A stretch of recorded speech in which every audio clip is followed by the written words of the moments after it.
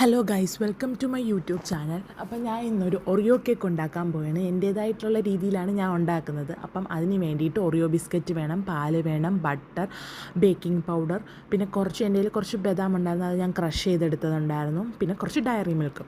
അപ്പം ആദ്യം തന്നെ ഞാനൊരു 3 പാക്കറ്റ് എടുത്തിട്ടുണ്ട്. 3 പാക്കറ്റ് ഒറിയോ ബിസ്ക്കറ്റ് ജാറിനകത്തോട്ടിട്ടൊന്ന് നമുക്കൊന്ന് പൊടിച്ചെടുക്കണം.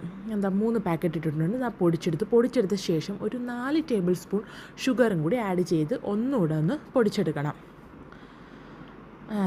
പൊടിച്ചെടുത്തിട്ടുണ്ട്. അത് കഴിഞ്ഞിട്ട് നമ്മൾ കേക്ക് മിക്സ് ചെയ്യുന്ന ഒരു ബൗളിനകത്തോട്ട് ഈ പൊടി നമ്മൾ ചേർക്കണം. അത് കഴിഞ്ഞിട്ട് ഒരു പിഞ്ച് സോഡാപ്പൊടിയും പിന്നെ കുറച്ച് ബേക്കിംഗ് പൗഡറും കൂടി ആഡ് ചെയ്യണം. പിന്നെ കുറേശ്ശെ മിൽക്കും കൂടി ആഡ് ചെയ്തിട്ട് ഒരു കേക്കിൻ്റെ ഒരു കൺസിസ്റ്റൻസി ഉണ്ടല്ലോ, അപ്പം ആ കേക്കിൻ്റെ കൺസിസ്റ്റൻസി വരുന്നവരെ നമ്മൾ പാൽ ഒഴിച്ചൊഴിച്ച് മിക്സ് ചെയ്തുകൊണ്ടിരിക്കണം. കുറച്ച് പാൽ മതി, കുറച്ച് പാലൊഴിച്ച് ഇങ്ങനെ മിക്സ് ചെയ്തുകൊണ്ടേ ഇരിക്കണം.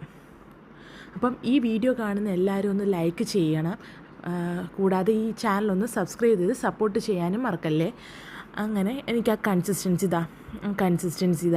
എത്തിയിട്ടുണ്ട്. അങ്ങനെ ഞാൻ നെക്സ്റ്റ് പണിയെന്ന് പറഞ്ഞാൽ നമുക്ക് ഈ ബൗളിനകത്ത് ബട്ടർ തേക്കുന്ന പരിപാടിയാണ്. അപ്പം എൻ്റെ കയ്യിൽ ബട്ടർ പേപ്പറില്ല.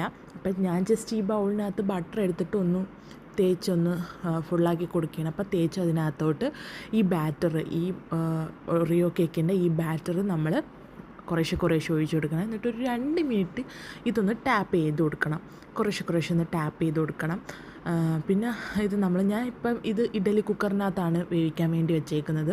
അപ്പം കുറച്ച് നേരം അവിടെ ഇരുന്ന് ഇതൊന്ന് വേവട്ടെ. എനിക്ക് ഏകദേശം ഒരു 3/4 മണിക്കൂർ എടുത്തു ഇത് വെന്ത് കിട്ടാൻ. അപ്പം ഒരു ക്രീം ഉണ്ടാക്കാൻ വേണ്ടി വേറൊരു ബൗളിലേക്ക് ഒരു 6 ഒറിയോ ബിസ്ക്കറ്റിൻ്റെ ക്രീമും കുറച്ച് ഡയറി മിൽക്കും കൂടി നമുക്ക് മെൽറ്റ് ചെയ്തെടുക്കണം. അപ്പം ഞാൻ കുറച്ച് മിൽക്കും കൂടി ആഡ് ചെയ്തിട്ടാണ് മെൽറ്റ് ചെയ്തെടുത്തത്. എന്നാലേ എനിക്ക് ഇങ്ങനെ ഒരു കൺസിസ്റ്റൻസിയിൽ കിട്ടിയുള്ളൂ. അപ്പോൾ ക്രീം റെഡി. അപ്പം കേക്ക് നോക്കിയപ്പം കേക്കും റെഡി, സ്പൂണിനൊന്നും പറ്റിയിട്ടില്ല. അപ്പം കേക്കും റെഡി ആയിട്ടുണ്ട്. അപ്പം കേക്ക് നമുക്ക് പ്ലേറ്റിലോട്ടൊന്ന് തട്ടിക്കൊടുക്കാം. അങ്ങനെ എനിക്കൊരു അബദ്ധം പറ്റിയതെന്ന് വെച്ചാൽ ഞാൻ ചൂടോടുകൂടി തട്ടിക്കൊടുത്തു. അപ്പോഴത്തേക്ക് എനിക്ക് 2ആയിട്ട് മുറിഞ്ഞ് കിട്ടി.